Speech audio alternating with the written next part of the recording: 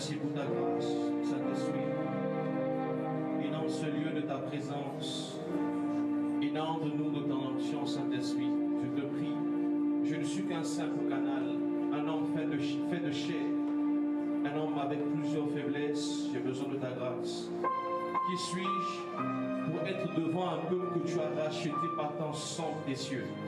Qui suis-je pour aller devant tout un peuple, Seigneur, que toi tu es venu pour mourir pour eux, Seigneur? Je ne suis qu'un simple canal.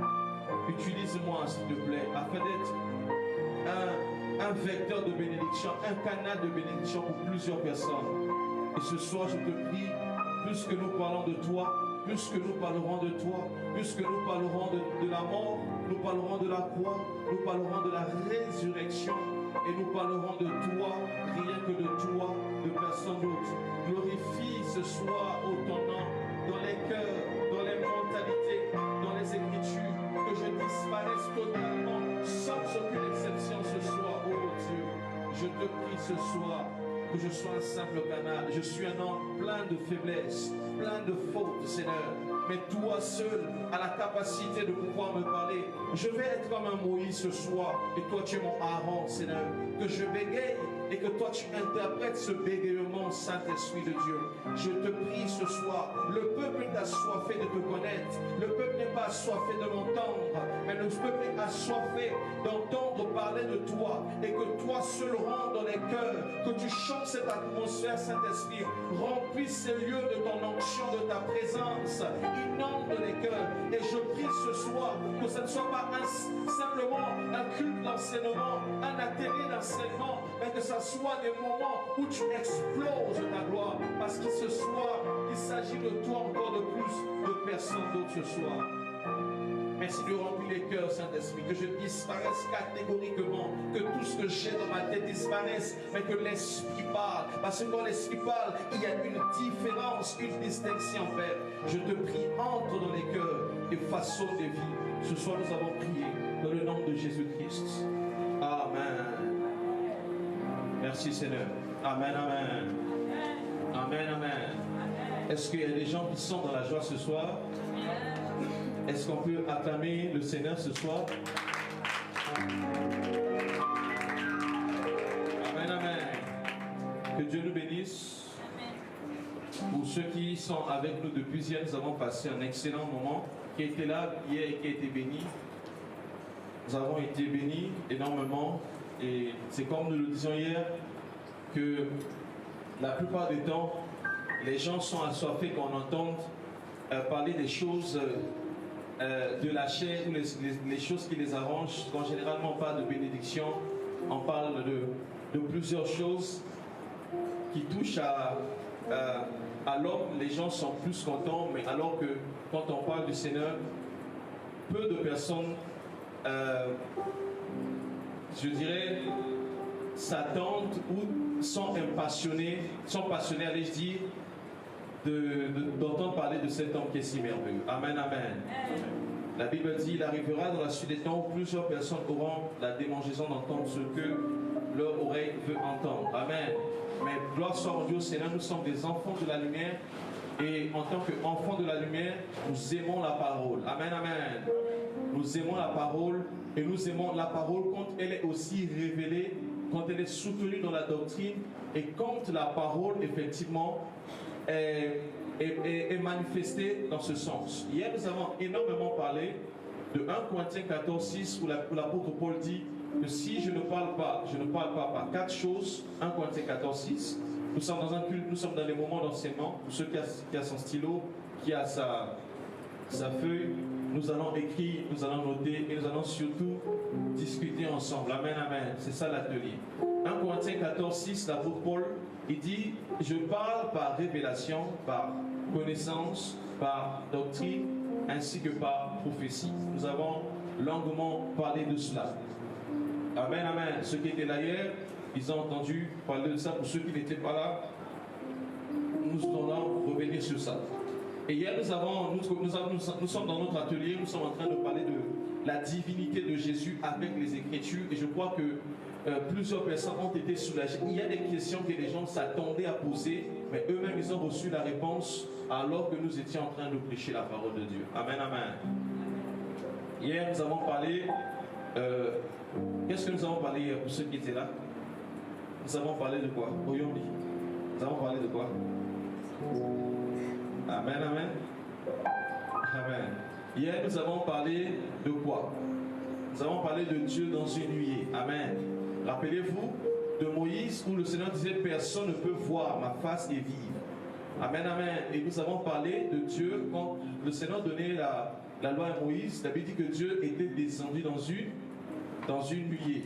Et nous avons expliqué effectivement que quand on parle de Dieu descend dans une nuée, nous pouvons le ramener effectivement que cette nuée est comme le corps. Nous avons donné plusieurs passages bibliques pour dire que Dieu dans la chair, Jésus est Dieu dans la chair.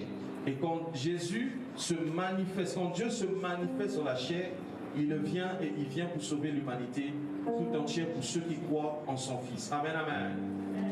En tout cas, pour ceux qui veulent voir le passage, le message hier, c'était en direct.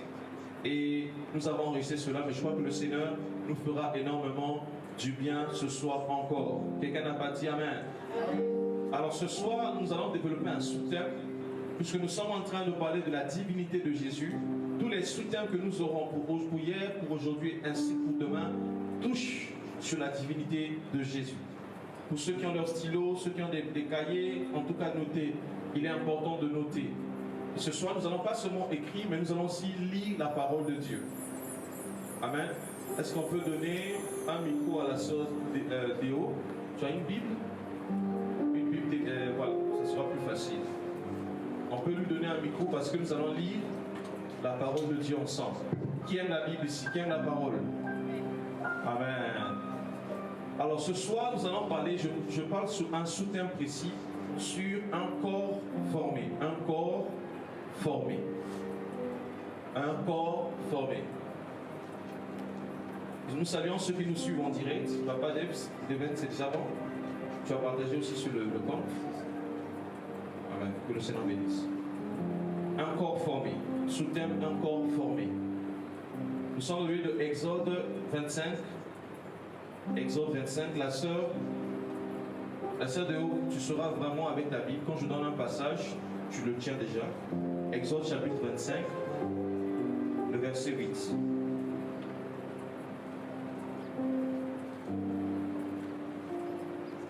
Exode 25, verset 8.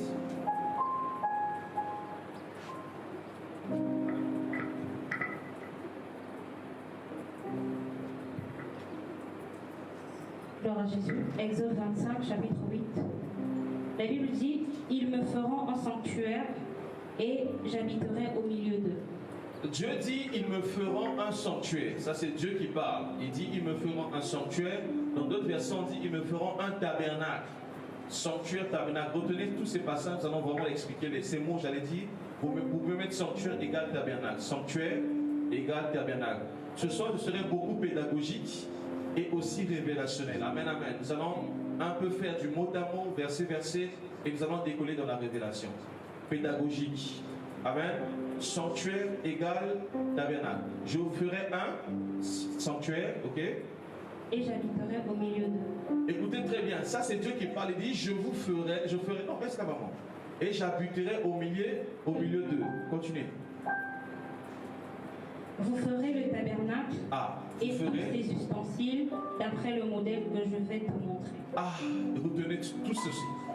Vous ferez le tabernacle d'après un modèle que moi, l'Éternel, j'ai choisi.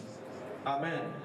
Dieu dit, moi j'habiterai au milieu de vous et vous ferez un tabernacle selon le modèle. Ça veut dire que même le fait que Dieu doit venir habiter parmi le peuple, il doit avoir un modèle que lui-même, il doit effectivement donner.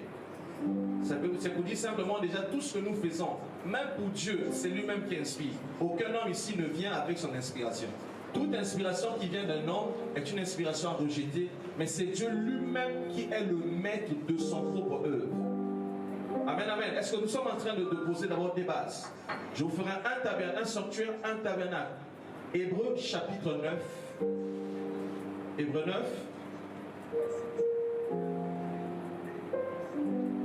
Ici, tu feras une lecture kangourou, une lecture Yamolaï. Je ne sais pas si on dit kangourou et ça au sauté. Une lecture tortue, s'il faut dire. Hein? Tortue, non? Tortue à la malène. Ok. Premier verset, juste au 17e verset. Hébreux 9, verset 1. La première alliance avait aussi des ordonnances relatives au culte. La première alliance avait des ordonnances relatives au culte. Ici, nous sommes au Nouveau Testament. Amen. Hébreu, ici c'est le Nouveau Testament, c'est la Nouvelle Alliance. La Nouvelle Alliance, ici on explique le tabernacle. On parle, on explique, on dit qu'il y avait dans l'ancienne alliance des choses qui étaient relatives au culte. On y va. Et le sanctuaire terrestre. Le sanctuaire terrestre. Verset 2. Un tabernacle fut en effet construit. Dans la partie antérieure, appelée le lieu saint. C'est que na kati, dans le moment là, na esika ya kati, papa bienvenue, antérieur pour le bas. Il y a kati peut-être. Na kati. Retenez très bien parce que nous sommes en train, qui est là César, nous sommes vraiment en train d'enseigner dans une dimension de l'école. On dit, il y avait, si on avait un tableau ici, on allait dessiner, mais le Seigneur nous fera grâce. Mais je suis en train d'expliquer et comprenez ce que je suis en train de dire. On parle d'une partie antérieure, na kati penza. La partie antérieure, il y avait quoi? Appelé le lieu saint, était le chandelier, la table et les pains de proposition. Okay. Verset 3. Derrière le second voile se trouvait la partie du tabernacle appelée le Saint des Saints. Okay. Verset 4, renfermant l'autel d'or pour les parfums et l'arche de l'alliance entièrement recouverte d'or.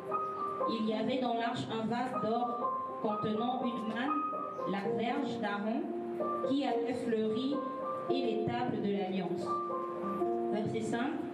Au-dessus de l'arche étaient les chérubins de la gloire, ouvrant de leur ombre le propitiatoire. Okay. Ce n'est pas le moment de parler en détail là-dessus. Or, ces choses étaient ainsi disposées. Les sacrificateurs qui font le service entrent en tout temps dans la première partie du tabernacle. Verset 7. Et dans la seconde, le souverain sacrificateur seul entre une fois par an.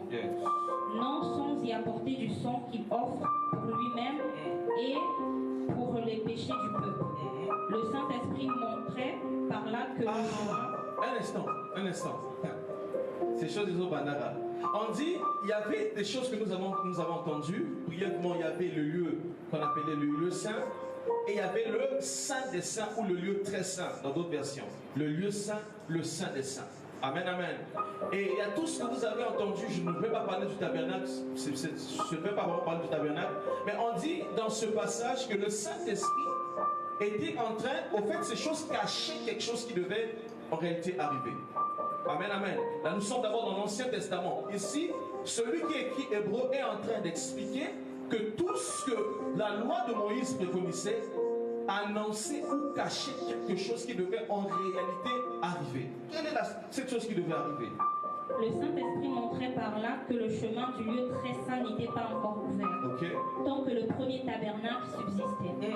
C'est une figure pour le temps actuel, où l'on présente des offrandes et des sacrifices qui ne peuvent rendre parfait sous le rapport de la conscience celui qui rend ce culte, et qui, avec les aliments, les poissons et les diverses ablutions, étaient des ordonnances charnelles, imposées seulement jusqu'à une époque de réformation. C'était des ordonnances charnelles. Tout ce que nous avons vu, c'était des choses qui étaient charnelles, qui étaient réservées pour une époque bien donnée. Continuez, maman. Verset 11. Mais Christ est venu comme souverain sacrificateur. Mais Christ est venu comme souverain sacrificateur des biens à venir. Des biens à venir. Il a traversé le tabernacle plus grand et plus parfait, qui n'est pas construit de main d'homme, c'est-à-dire qui n'est pas de cette création. Et il est entré une fois pour toutes dans le lieu très saint, non avec le sang des boucs et des veaux, mais par son propre sang, ayant obtenu une rédemption éternelle. Car si le sang des taureaux et des boucs et la cendre d'une vache répandue sur ceux qui sont souillés sacrifient et procurent la pureté de la chair. Amen. Verset 14. Combien plus le sang de Christ qui, par un esprit éternel, s'est offert lui-même. On peut s'asseoir. Reste seulement dans ce dans Exode, dans Hébreux chapitre 9. Amen. Est-ce que le peuple est avec moi ce soir?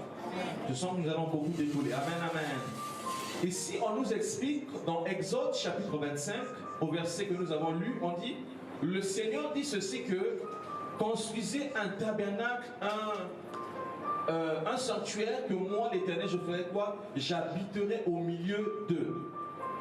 L'intention de Dieu a toujours été d'habiter ou d'être avec les hommes, d'habiter parmi les hommes. Et j'aimerais préciser pour ceux qui écrivent que le tabernacle est différent du temple. La différence se trouve au niveau de la mobilité. Tabernacle, temple, quelle est la différence?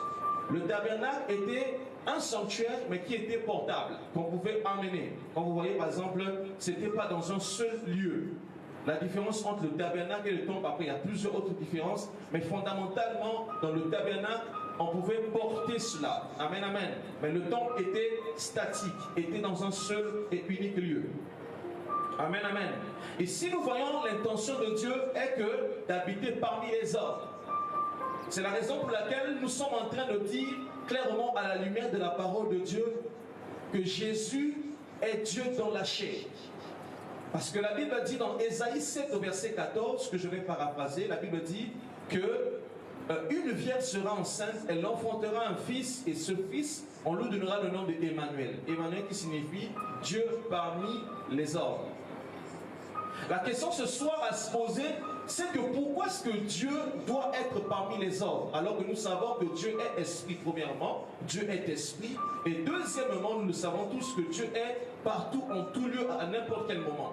Mais pourquoi l'intention, ou pourquoi est-ce que nous disons que Dieu doit descendre dans la chair pour venir sauver le monde? Pourquoi est-ce que nous croyons que Jésus-Christ est Dieu dans la chair?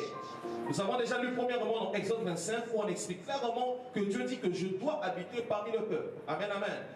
Prenons Ésaïe chapitre 35. Ésaïe chapitre 35. Pourquoi est-ce que Dieu, créateur du ciel et de la terre, doit lui-même venir? Nous prenons le livre de Ésaïe chapitre 35. Est-ce que ma soeur peut déjà lire et préparer Ésaïe chapitre 35 verset 4. Verset 3, rapidement s'il vous plaît. Ésaïe chapitre 35, verset 3. Verset 3. Non, lis très fort pour nos frères aussi qui nous suivent en ligne. Ésaïe chapitre 35. Qu'est-ce que la Bible dit? Ésaïe 35, verset 3. Fortifiez les mains languissantes et affermissez les genoux qui chancellent. Dites à ceux qui ont le cœur troublé, prenez courage, ne craignez point. Voici votre Dieu, la vengeance viendra. La rétribution de Dieu, il viendra lui-même et vous sauvera. Il viendra lui-même. Amen. Dieu viendra lui-même. L'Éternel doit venir lui-même. Dieu doit venir sauver l'homme. En réalité, le problème de la descente de Dieu sur la terre est effectivement, comme nous le voyons déjà depuis le jardin d'Éden, quand l'homme a eu à pécher. Quand l'homme a eu à pécher, la Bible dit ceci que le Seigneur, que la Bible, Dieu les a couverts. Dieu avait couvert l'homme alors que l'homme était nu. La Bible dit qu'ils ont connu leur nudité et Dieu les avait couverts. La raison pour laquelle la Bible dit qu'ils étaient couverts par les feux de figuier. Dites un amen que je puisse donner une révélation et nous allons décoller. Est-ce que quelqu'un peut dire un amen très fort? Amen. La Bible dit l'homme était couvert des feux de figuier. La raison pour laquelle Jésus, en tant que le véritable qui doit venir protéger l'humanité qui est dans la nudité, qu'est-ce qu'il doit faire? Quand il voit un figuier, la Bible dit, Jésus va dire quoi? Je te maudis. Ça veut dire que c'est de cette façon-là que nous disons que la meilleure façon de se couvrir, ce n'est pas par les feux de figuier, mais c'est par Jésus. Paul dit que Jésus est tout un vêtement.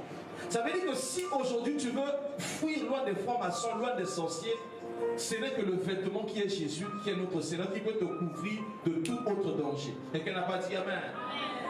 Et la Bible dit dans le livre de Romains, chapitre 3, verset 23. Qu'est-ce que la Bible dit? Romains, chapitre 3, verset 23.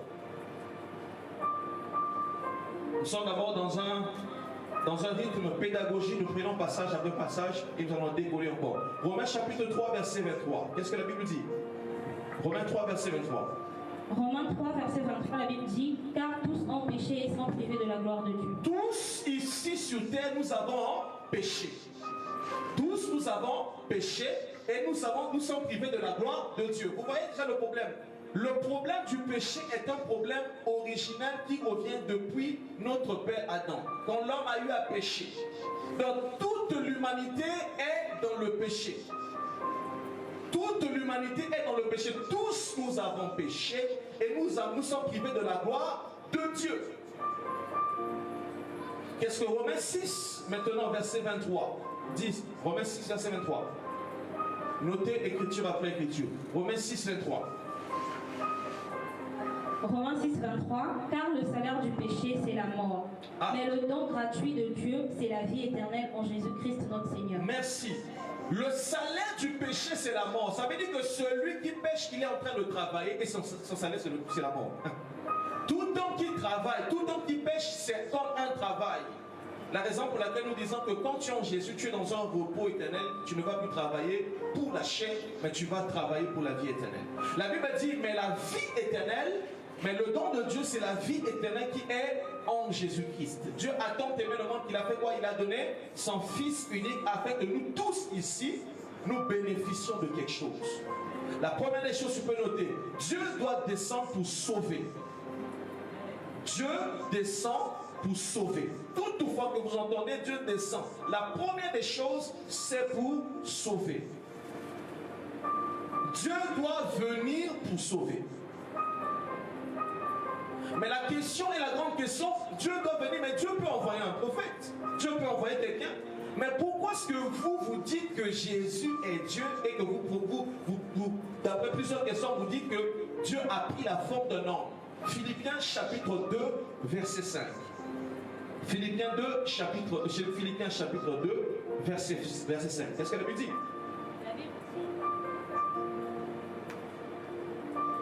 Philippiens 2, chapitre verset 5, et en vous les sentiments qui étaient en Jésus-Christ, lequel existant en forme de Dieu, n'a point regardé comme une proie à arracher d'être égal avec Dieu. Jésus, ça veut dire ici on dit clairement que Jésus était Dieu. Jésus est Dieu. Allez-y. Verset 7.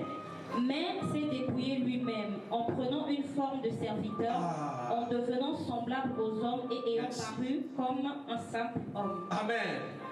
Quand Dieu vient pour sauver l'humanité, il doit prendre la forme d'un serviteur. Il doit descendre dans la forme d'un serviteur. Pourquoi est-ce que Dieu doit descendre la forme d'un serviteur? Lui-même, il avait annoncé quelque chose qui devait arriver. Et Zacharie chapitre 12. Zacharie 12. Aujourd'hui, en tout cas, nous allons lire plusieurs passages bibliques. Zacharie chapitre 12. Zacharie 12.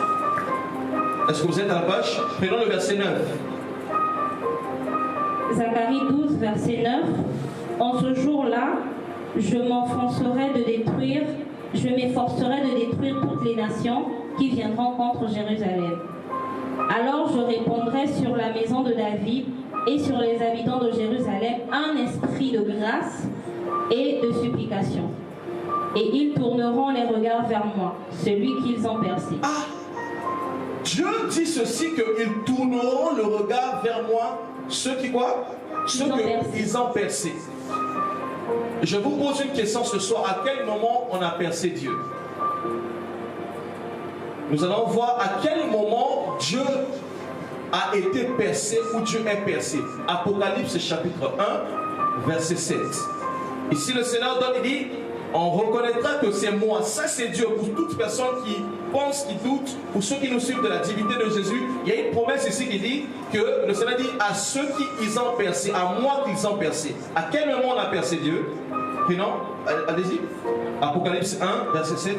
La Bible dit, voici, il vient avec les nuées. Il vient avec les nuées. Ici, on parle de Jésus-Christ. Il vient avec les nuées. Et tout œil le verra. Tout œil le verra. Même ceux qui l'ont percé. Amen. Et toutes les tribus de la terre se lamenteront à cause de lui. Est-ce qu'on peut dire Amen à cette parole et en cap cette parole? Est-ce qu'on peut acclamer cette parole? Amen, amen. Maintenant, ce soir, nous allons étudier et nous allons décoller sur l'un des plus grands mystères de tous les temps, le mystère de la piété, où Dieu doit descendre dans la chair humaine pour venir mourir pour l'humanité. Amen, amen. 1 Timothée 3, verset 16. Qu'est-ce que la Bible dit dans 1 Timothée 3, verset 16? Lisons rapidement. La Bible dit, et sans contredit, le mystère de la piété. Tu peux contredire tous les mystères, contredire pour toi, mais il y a ce mystère que tu ne peux pas contredire. La Bible dit, sans contredit, le mystère de la piété est grand. C'est un mystère qui est grand. Et ici, quand on parle de mystère, ça veut dire que c'est quelque chose qui est caché. La raison pour laquelle d'autres n'arrivent pas à comprendre. Comment est-ce que vous dites que Dieu est éternel? Comment Dieu peut mourir? Comment? Toutes ces questions sont un mystère pour plusieurs personnes qui n'arrivent pas à comprendre. Ici, la Bible dit, sans contredit, ce mystère est tellement grand. Quel est ce mystère qui est grand? Celui qui a été manifesté en chair, Amen. Justifié par les esprits. Merci, c'est bon. Sans contredit, le mystère de la piété est grand. Dans d'autres versions, on dit Dieu a été manifesté dans la chair. Jean chapitre 1, verset 1er dit, au commencement était la parole était avec Dieu et la parole était Dieu. Verset 14, et cette parole a été faite chair. Et cette parole, on manifeste cette parole comme étant Jésus, notre Seigneur et notre Sauveur. Ça veut dire ceci. D'après ce que nous venons de lire, ce mystère est grand. Dieu a pris la forme d'un homme pour venir ici sur la terre. Il a pris la forme d'un homme. D'ailleurs, la première portion des Écritures que nous avons lues, on dit que l'Éternel a voulu faire un temple, un sanctuaire pour être au milieu des hommes. C'est ça l'intention de Dieu, de venir au milieu des hommes. Mais comment est-ce qu'il doit venir au milieu des hommes? Il doit venir et prendre la forme d'un homme et naître, ainsi, effectivement, faire quoi? Mourir pour l'humanité. Quelqu'un n'a pas dit Amen. Amen. Plusieurs questions autour. D'autres disent que si vous dites que Jésus est Dieu, comment est-ce que Jésus, effectivement, avait faim?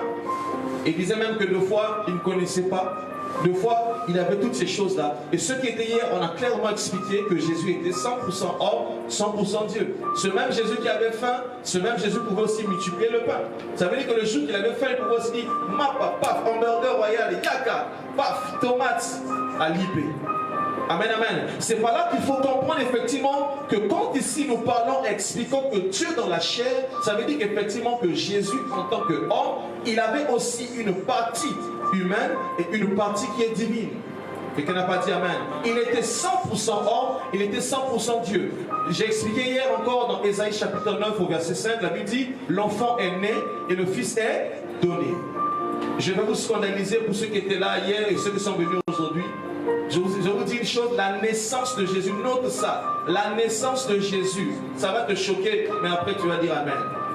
La naissance de Jésus n'a rien apporté à l'église. La naissance de Jésus n'a rien apporté à l'église. C'est la raison pour laquelle nous ne célébrons pas la naissance de Jésus. La naissance de Jésus, c'est pour la maison d'Israël. Mais c'est sa mort et sa résurrection qui est une affaire pour quiconque. Amen, amen. 1 Corinthiens 15, verset 23. Qu'est-ce que la Bible dit dans 1 Corinthiens 15?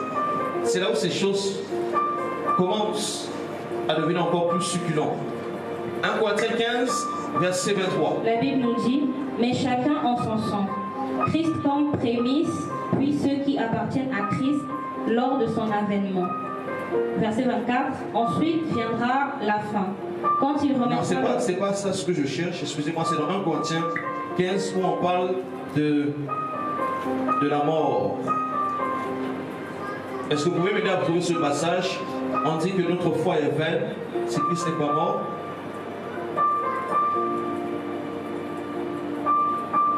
Ok, prenons d'abord 1 Corinthiens 15, verset 21. Est-ce qu'on peut lire 1 Corinthiens 15, verset 21? La Bible dit, car puisque la mort est venue par un homme, c'est aussi par un homme qu'est venue la résurrection des morts. C'est aussi par un homme qu'est venue la résurrection des morts. Mais il y a un passage où on parle de si Christ n'est pas mort, notre prédication est vaine. C'est souvent 1 Corinthiens. Le verset 12. C'est bon, 14, verset 14. Merci. 1 Corinthiens 15, 14. Est-ce qu'on peut lire? Et si Christ n'est pas ressuscité, notre prédication est donc vaine. Amen. Et notre foi Merci, est maman. vaine. Si Christ n'est pas ressuscité, notre prédication ici ne sert à rien. Christ, pour ressusciter, il doit faire quoi? Il doit mourir.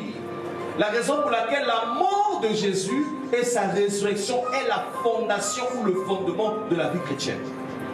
Amen, amen. Sa naissance, rappelez-vous, Jésus a dit, je ne suis venu que pour les brebis perdues d'Israël. Amen, amen.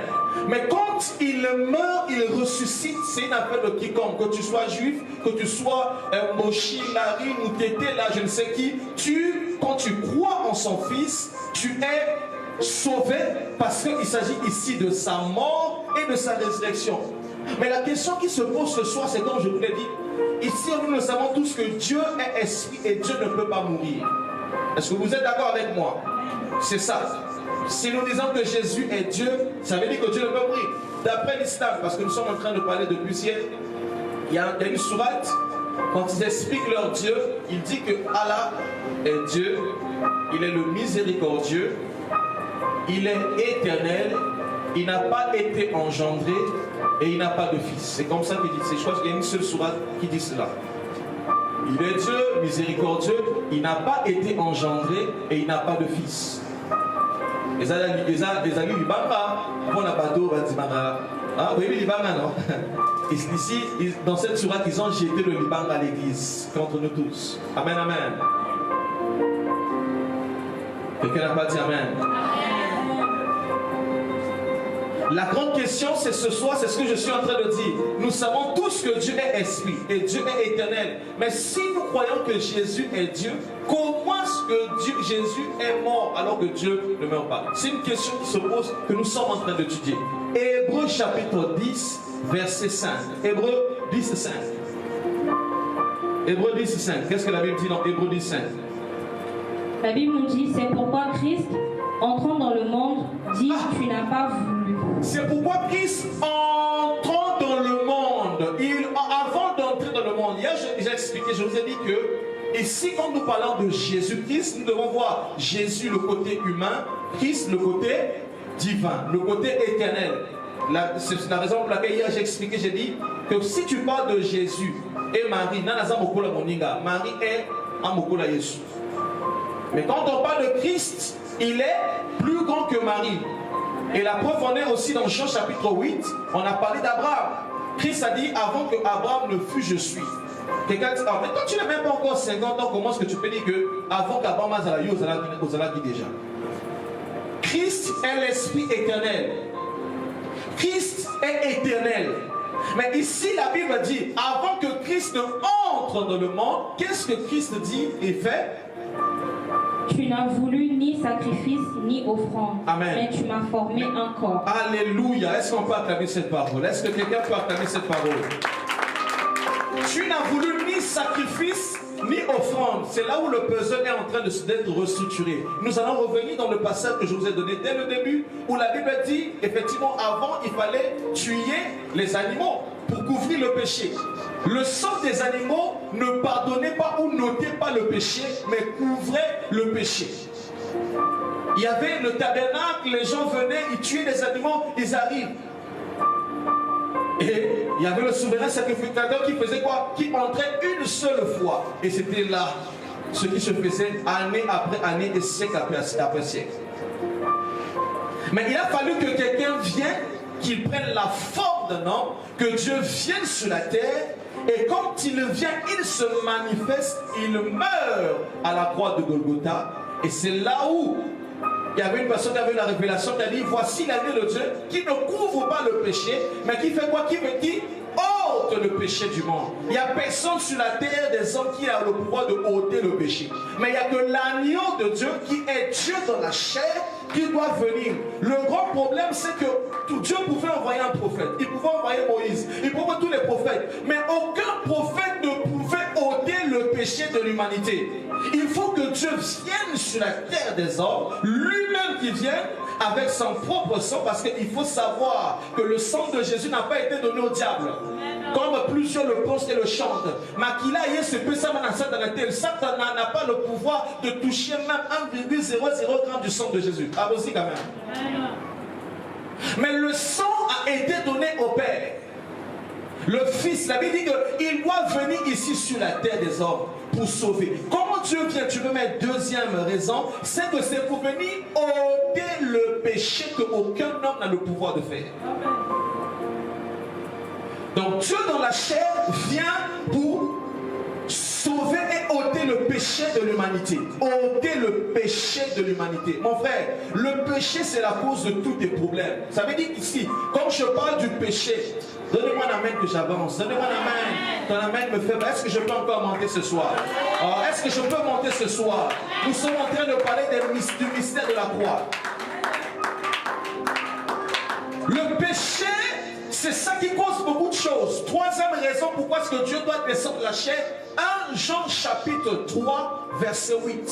Qu'est-ce que la Bible dit? 1 Jean chapitre 3 verset 8. On m'avait déjà dit que je ne dise pas 1 Jean c'est après Genèse. Parce que papa m'a fourré un jour. J'ai dit 1 Jean c'est après Genèse. Quelqu'un a aussi pris Genèse à fourré. Maman m'a fourré un alba et un bombe. 1 Jean 3, 8, qu'est-ce que la Bible dit? Celui qui pêche... Non, 1 Jean 3, non, 1 Jean 4. Qu'est-ce que la Bible dit? 1 Jean 4. Lis d'abord. Non, verset 8. Verset 8. Celui qui n'aime pas n'a pas connu Dieu, car Dieu est amour. Attends. Reste-moi dans 1 Jean. Je sens une gloire de Dieu ce soir pour toucher quelqu'un. Est-ce que quelqu'un est... Merci. 1 Jean 3, 8. C'était où c'est ça? 1 Jean 3, 8. 1 Jean 3, 8. Celui qui pêche est du diable. Okay. Car le diable pêche dès le commencement. Le Fils de Dieu apparut afin de détruire les œuvres. Amen. Est-ce que tu peux acclamer royalement pour cette parole? Le Fils de Dieu est venu pour détruire les œuvres du diable. Donc, quand le Fils arrive, Dieu descend dans la chair, c'est pour détruire les œuvres du diable. La raison pour laquelle, mon frère, ma soeur, puisque Dieu est descendu ici sur la terre, il a pris la forme d'un homme, j'aimerais te dire que le diable ne va pas te résister. Je suis en train de dire qu'aucune situation ne va te résister.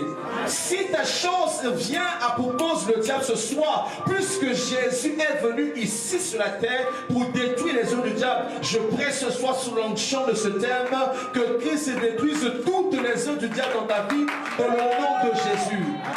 Toi qui me suis, qui est dans la pornographie, la masturbation, tu es dans le péché du sexe, tu n'arrives pas à t'en sortir. Jésus est venu pour détruire les œuvres du diable. Toi qui me suis ce soir, tu es victime de la sorcellerie de ta famille. Jésus est venu pour détruire les œuvres du diable. Dieu est venu pour détruire les œuvres du diable. Si Dieu est venu, le diable ne peut pas avoir le pouvoir au-dessus sur toi, parce que Jésus est venu pour détruire les œuvres du diable. Il est venu pour détruire les œuvres du diable. La raison pour laquelle nous prêchons celui qui a vaincu le diable, mon frère, celui qui est en toi est grand. Tu portes en toi la sémence de Dieu. Tu ne portes pas en toi une petite chose. Dieu est venu pour toi. J'ai aimé un homme de Dieu un jour qui a dit, Dieu est sensible aux hommes. Il est venu, il est descendu pour des hommes. Quelle que soit ta maladie, il y a eu Dieu qui est venu sur la terre pour détruire les œuvres du diable. Quel que soit ce qui est à origine de ta vie, mais sache une chose, le Fils de l'homme est venu pour détruire les œuvres du diable. La raison pour laquelle moi, dans Nzambe, des mots à quoi il y a moi dans Nzambe, Nzambe, moi dans Nzambe, donc on ne peut pas y passer, pas les lier. Au chaque décembre, dans ma famille, les gens me disent, il y a une question comme la bonne. Jean a dit, nous connaissons le véritable. Vous êtes dans le véritable. C'est le Fils de l'homme, le Fils de Dieu. C'est lui-là le véritable Dieu. La raison pour laquelle pendant cette atelier, nous ne parlons pas d'autre personne que de lui. Il est la personne centrale des Écritures. Il est venu pour l'humanité. Il est le sauveur des hommes. Il est la vie éternelle. Il est le chemin, la vie, la vérité. La Bible dit toute la plénitude de la divinité habitait corporellement en Jésus-Christ. Jésus n'était pas un simple homme. Il dépasse déjà la chronologie ou l'étiquette des hommes. Il est plus qu'un homme, plus qu'un magistrat, plus qu'une autorité, plus que toute autre personne. Il est plus qu'un homme ordinaire. Tu peux citer tous les hommes que tu connais, David, Beckham, Michael Jackson, c'est un équivalent à Zabété, même pas 0,00001% de pourcentage. Jésus est inégalable, il est irremplaçable, il n'a pas de pareil, il est sans pareil, il est le seul et unique. Il n'est pas un simple homme. Lequel existant en forme de Dieu n'a pas vu le poids. Il s'est arraché. Lui-même, il a pris la forme de... Écoute, Dieu est venu sur la terre pour toi, mon frère, ma soeur. Tu es une personne précieuse. Même si tu es rejeté par ta famille, tu as des problèmes, des tribulations. Sache une chose, la venue du Seigneur sur la terre, c'était pour te sauver. Lève-toi, mon frère, ma soeur, ce soir, aux Amananzambe. Écoutez, dis que Nazamwananzambe, c'est une assurance. Pourquoi? Parce que Dieu est venu. Imaginez-vous, le président de la République arrive quelque part. Mon frère, au moment de alors que je suis en train de parler de ça, c'est là que je comprends pourquoi est-ce que Moïse va y avoir un avant. À ce temps, il faut que les Ganani. Oh Moïse, Esaïe, Élie, ils étaient en train d'annoncer. La raison pour laquelle un jour quand on a vu Jésus, on a dit, donc ils disent que toi tu es Élie, d'autres disent que tu es ceci, d'autres disent que c'est cela. Il dit que tu as eu non. Quelqu'un dit tu es le Fils de Dieu. Il avait la révélation de comprendre. Quand Moïse et Élie passent, voilà, on comprend que il y a le roi qui est en train de venir quelque part là. Et quand le roi arrive, il va enlever toutes ces personnes-là. Jésus est plus grand que Moïse, Jérémie et tous les prophètes de la Bible. Quatrième raison, pourquoi est-ce que Dieu doit venir et descendre sur la terre? Nous sommes dans le livre de Hébreux, chapitre 9, 17. Et c'est l'un de mes meilleurs passages. J'aime trop ce passage. Hébreux 9, verset 17. Hébreux 9, 17. Qu'est-ce que la Bible dit? Un testament, en effet. Écoutez. J'aime trop ce passage. N'est valable. Laisse d'abord maman. Qui connaît un testament ici? Un testament, c'est quoi? Question. Parlez. Un testament. Oui, mais testamenté. Eh, Seigneur. Seigneur, tes enfants ne connaissent pas un testament. Hein? Ok, maman, allez-y.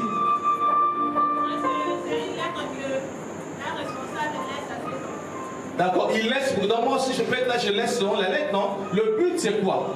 Après sa mort. Ah, là, tout le monde avant là. Ces choses-là deviennent intéressantes. Hein? Après quoi? Non, mais comment ça?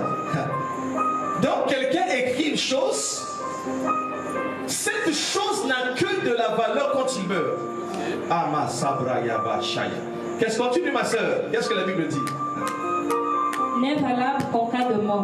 N'est valable qu'en cas de mort. Aucune force tant que le testateur vit.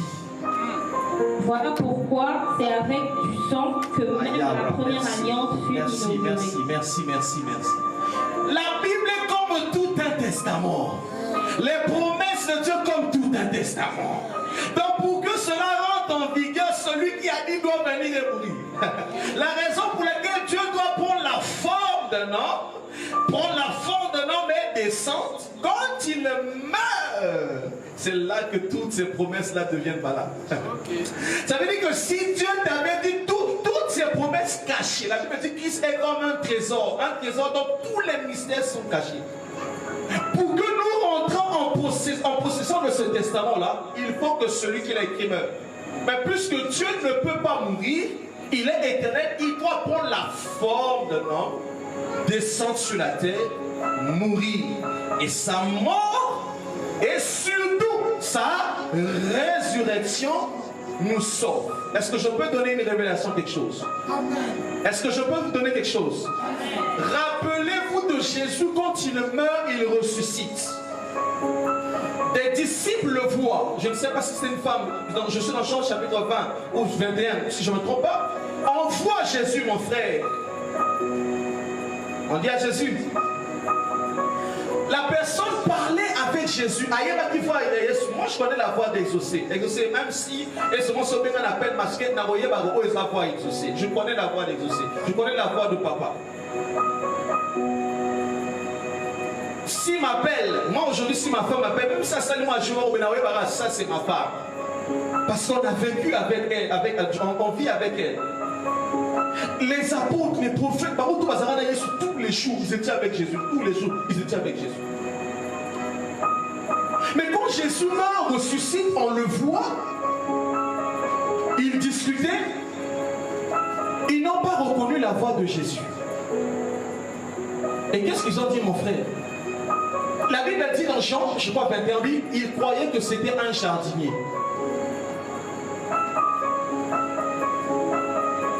Pourquoi est-ce que quand Christ meurt, ressuscite, on croit que c'est un jardinier? Parce que le but de sa mort, c'est de nous ramener au jardin, mon frère. Parce que rappelez-vous dans les Genèses, quand l'homme pêche, la Bible dit, Dieu va chasser l'homme du jardin. Il va prendre des chérubins qui vont protéger et personne n'aura plus autre accès dans le jardin. Donc quand Christ meurt, il ressuscite comme le jardinier, il nous prend et nous ramène dans la position initiale. La raison pour laquelle nous disons que Jésus est tout un jardin, est tout un Éden. Si tu veux Éden, c'est en Jésus-Christ. Si tu veux toute la beauté d'Éden, c'est dans un homme, c'est dans Jésus-Christ. Jésus a tous les mystères de la vie et tous les mystères se trouvent en Jésus. Nous avons été chassés pour revenir. Christ est comme le pont qui nous relie au Père. Il dit, nul ne vient à moi si ce n'est pas mon frère. Et je vais donner quel chemin par exemple. C'est bon que Boisé se développer, mais maintenant à Kalabamama, je ne sais pas pour partir, par exemple à quel est ce chemin où on doit partir seulement dans un seul endroit?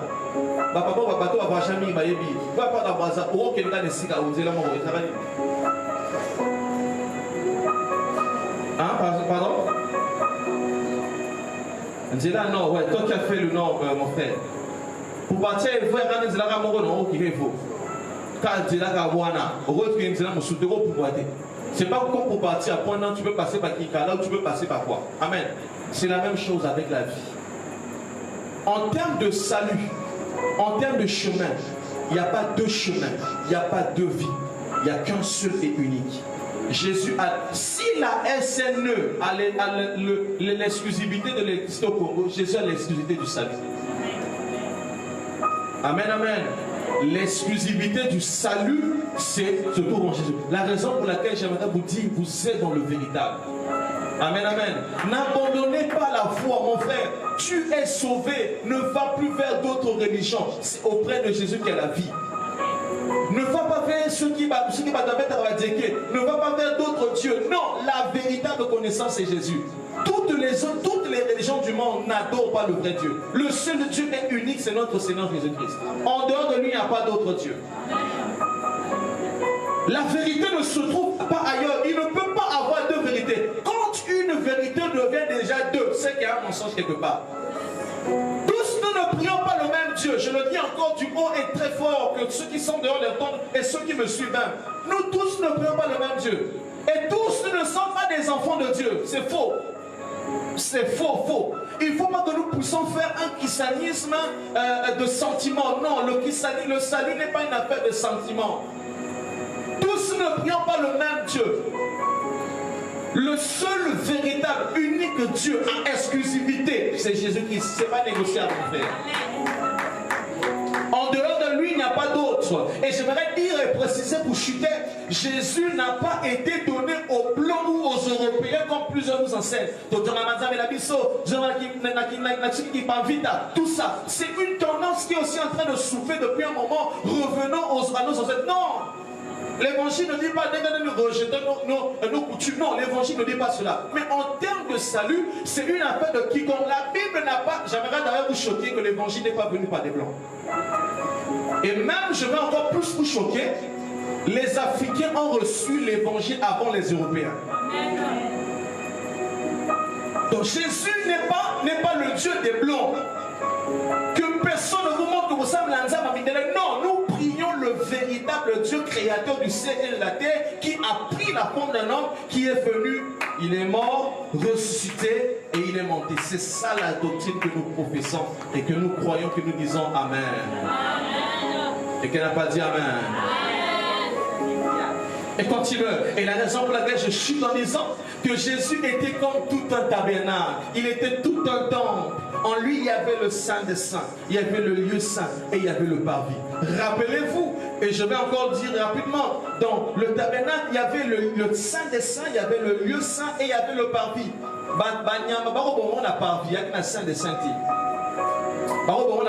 Je vais le dire en français pour ceux qui nous suivent.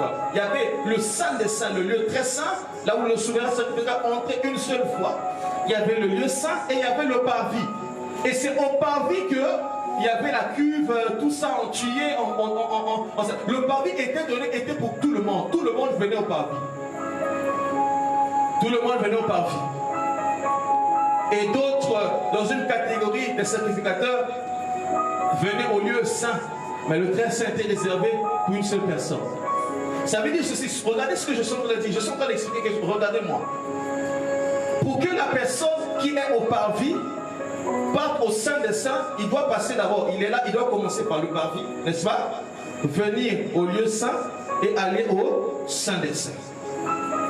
Mais pour celui qui est dans le Saint des Saints, pour venir au parvis, qu'est-ce qu'il doit faire? Il doit quitter le parvis, et quitter le Saint des Saints, venir au lieu saint et terminer au parvis. Les hommes, pour venir vers Dieu, ils doivent passer par le parvis, venir au Saint et arriver au Saint des Saints. Mais l'inverse, Dieu doit venir, il doit quitter le Saint des Saints, venir au lieu saint et terminer au parvis. Je ne sais pas si quelqu'un est déjà en train de comprendre là où je vais déjà venir. Celui qui est sur le trône doit descendre et mourir au parvis.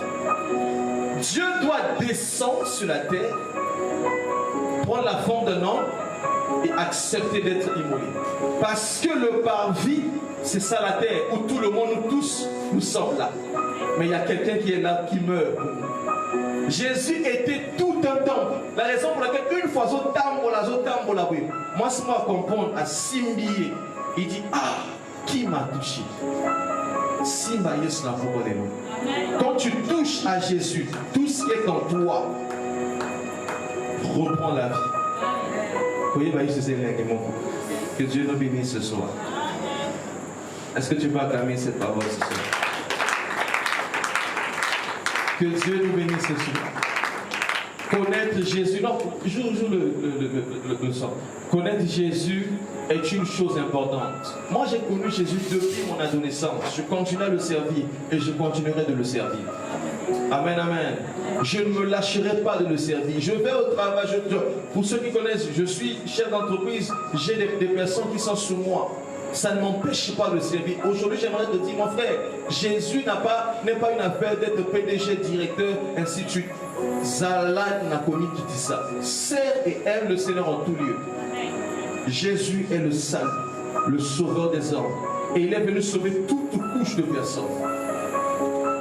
Ce soir, j'aimerais vous dire, vous êtes dans le véritable. Le but de cet atelier, c'est aussi de nous enseigner, mais aussi de nous mettre dans la maturité à comprendre que nous sommes dans le véritable. Nous sommes arrivés dans une étape et dans une époque où il y a plusieurs doctrines qui arrivent. Il y a des doctrines qu'on appelle doctrines des extraterrestres. Il y a d'autres qui croient à un certain non, prophète, on attend à Souka, et ils sont diminés au pied du feu. Mais sachez une chose, que Jésus est le véritable et unique Dieu. Amen, amen. Amen, amen. Amen, amen. Et pour chuter, je donne un passage. Hébreux chapitre 1 que je vais lire. Je vais lire ce passage. Hébreux chapitre 1. Pour toutes ces personnes qui disent et qui pensent que Dieu doit envoyer quelqu'un, que Dieu a un compliment. Parce que effectivement, ici la chose qui se passe, c'est que plus que Dieu est venu, il est mort, ressuscité, aucune autre personne ne peut venir. Hébreux 1, verset 1. Après avoir autrefois, à plusieurs reprises et de plusieurs manières, parlé de nos pères par les prophètes, Dieu, dans ces derniers temps, nous a parlé par le Fils. Merci. Dieu, dans ces derniers temps, nous a parlé par le Fils. Ça veut dire le prophète du temps de la fin, c'est Jésus. Il n'y a pas un autre prophète qui viendra. Oh, un Congolais, un Anéwana, aux États-Unis, il est le prophète du temps de la fin. Croyant-le, si vous ne le croyez pas, vous allez en faire. Toute personne qui te dit ce passage-là, donne-lui ce passage. Hébreux 1:1. On dit Dieu, dans ces derniers temps, nous a parlé par le Fils. La Bible reconnaît que Dieu autrefois parlait par des prophètes. C'est vrai, il a parlé par Élie, ainsi de suite. Oh non, Dieu parle que par des prophètes. Oui. En ce temps, Dieu nous a parlé par un prophète majeur. À l'équipe a prouvé tout. Et c'est lui le Fils. C'est lui que nous devons croire. Amen, amen. Donc c'est pour dire que la venue de Jésus, c'était le dernier point, c'est pour qu'aucun autre prophète ne viendra. À part Jésus, il est le dernier. Azali, prise à Souka, étape à Souka. Amen, amen. Étape à Souka, tout ça les Azali. À point final. Amen, amen. Alors, je vais prendre 5 minutes pour les questions, nous allons finir. 5 minutes pour les questions. Nous sommes en train de parler de la divinité. Hier, on a eu plus de 10 questions. Il y a des gens qui ont posé des questions. La semaine passée, on avait des questions. Mais je crois que les plus grandes questions ont été posées. Par exemple, pourquoi Jésus priait? Si Jésus est Dieu, pourquoi il priait? On a répondu, c'est là, n'est-ce pas? On a répondu pourquoi est-ce que Jésus priait. On a parlé de la mort, on a parlé de quoi que ce soit. Quelqu'un m'a aussi posé la question hier. Si vous dites que Jésus est Dieu, quand il était baptisé, pourquoi est-ce que il y avait une voix qui retentissait? Amen, amen. On a répondu sur ça. Alors, si quelqu'un a une question, nous allons prendre quelques questions. Comme d'habitude, prends le temps de poser les questions. Nous allons répondre par la grâce de Dieu. Tu as une question? Quelqu'un a une question? Papa Devin, est-ce que nos frères sur Internet ont posé une question? Il n'y a pas de question. Merci. Gloire soit mon Dieu Seigneur. Demain, nous allons terminer la série d'enseignements. Nous allons parler de Joseph. Amen. Beaucoup de mystères seront aussi révélés sur la personne de Joseph. Amen, amen. Amen. Joseph était le fils aimé de son père, n'est-ce pas? Amen, amen. Mais le sous-thème de ce soir, on appelle ça le sous-thème qu'on a poussé le frère à l'eau. Qui aime la parole ici? Qui aime la parole? Amen. Demain, nous allons prêcher sur le sous-thème Joseph, le fils aîné de Jacob. Venez écouter, je dis Joseph, le fils aîné. Je précise bien. Joseph, le fils aîné. Joseph, moi, on a libossa Jacob. Mais qu'est-ce qu'il est en train de dire là? Je dis Joseph, le fils aîné de Jacob. Moi, la libosso, venez, vous allez entendre parler de ça. Amen. Le fils aîné de Jacob. N'a pas versé? N'a pas ça? Lobby. Amen. Est-ce qu'on peut prier ce soir? Alors, Joseph, on va parler de Joseph, on va parler de beaucoup de mystères. Vous savez, s'il y a un des hommes dans l'Ancien Testament qui parle beaucoup de Jésus, c'est Joseph. J'aime beaucoup sa vie, ça parle de Jésus. Amen. Et nous allons découler, parler de cet homme merveilleux. Est-ce qu'on peut prier ce soir? Est-ce qu'on peut prier? J'aimerais prier pour des malades, prier pour des personnes. Je veux prier. Et ce soir, nous allons passer quelques temps dans la prière. Dieu va descendre et faire du bien. Je vois Dieu faire du bien à maman Henriette. Je vois Dieu enlever quelque chose. Je vois des soucis monter dans vos cœurs. Beaucoup de soucis, maman. Je ne sais pas quelle est la situation que vous êtes en train de traverser, mais je vois des soucis et des questionnements dans votre cœur. Mais je vois Dieu enlever cela par la puissance du message de ce soir. Je vois Dieu essuyer les larmes de vos cœurs. Je ne sais pas qu'est-ce que vous êtes en train de traverser, mais Dieu est en train de me dire qu'il essuie les larmes de vos cœurs et tout ce que vous avez. Je parle ce soir en vertu du pouvoir que Dieu m'a donné. Si et seulement si Jésus que nous prêchons est réel et vivant, maman, que Dieu vous donne la solution à tous vos problèmes, à ces problèmes, à ce grand problème. Je ne sais pas quel est ce problème, je n'ai pas envie de connaître ce problème, mais ce soir le Dieu que nous prêchons, qui est mort, ressuscité, entre dans votre situation, entre dans votre problème et change votre problème. Est-ce qu'on peut adorer Jésus le plus grand? Prends une position. J'aimerais ce soir que nous prions.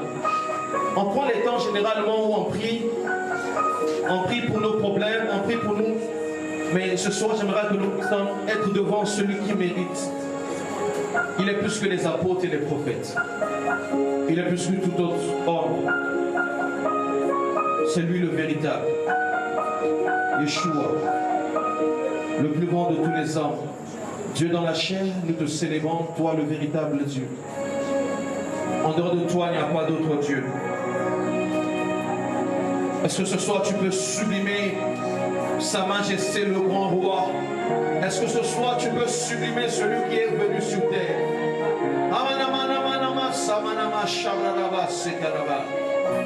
Le plus grand de tous les hommes sur terre. Le plus grand de tous les hommes sur terre.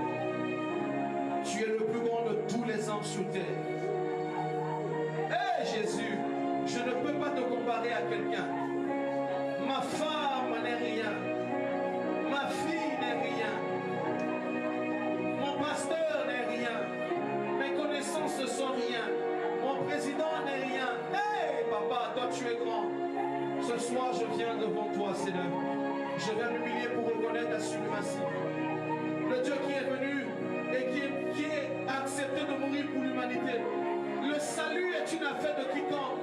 Toi, je suis devant toi. Parce qu'en termes de mérite, le seul qui mérite c'est toi. Ce n'est pas moi qui mérite. Je ne suis qu'un simple homme, un jeune de bazar, un enfant de Wenze. Qu'est-ce que je suis, Seigneur? Je ne suis rien du tout. Mais c'est toi qui mérites le divin, le roi, le véritable Dieu. Tous mes titres, tout ce que je suis, ma paternité, tout ce que je suis n'est rien comparable à toi, Seigneur. C'est toi le seul véritable Dieu.